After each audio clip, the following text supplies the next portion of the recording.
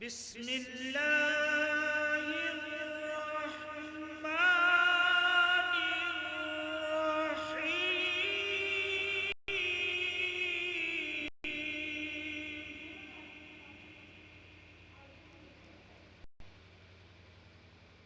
كما أرسلنا فيكم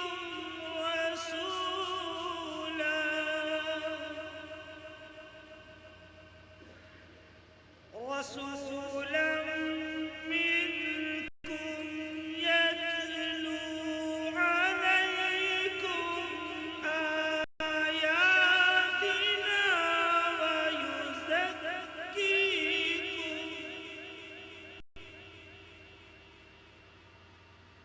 ويعلمكم الكتاب والحكمة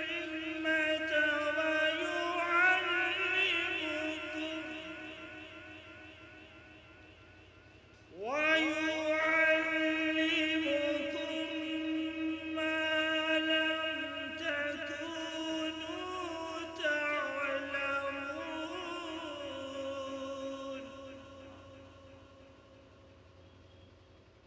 فاذكروني أذكركم واشكروا لي ولا تكفرون.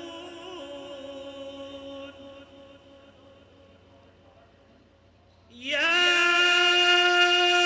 أيها الذين آمنوا استعينوا بالصبر والصلاة إن الله مع الصابرين.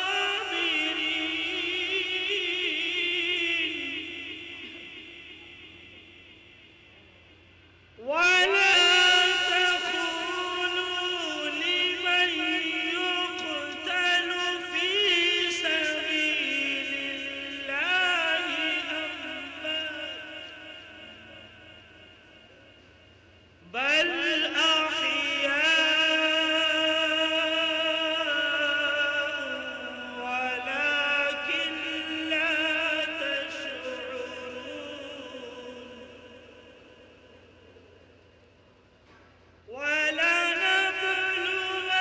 ولنبلونكم بشيء من الخوف والجوع ونقص من الأموال والأنفس والثمرات وبشر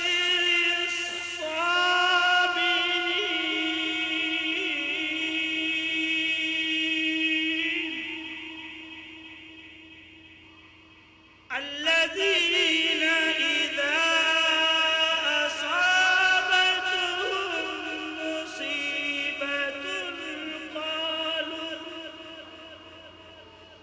قالوا إنا لله وإنا إليه راجعون.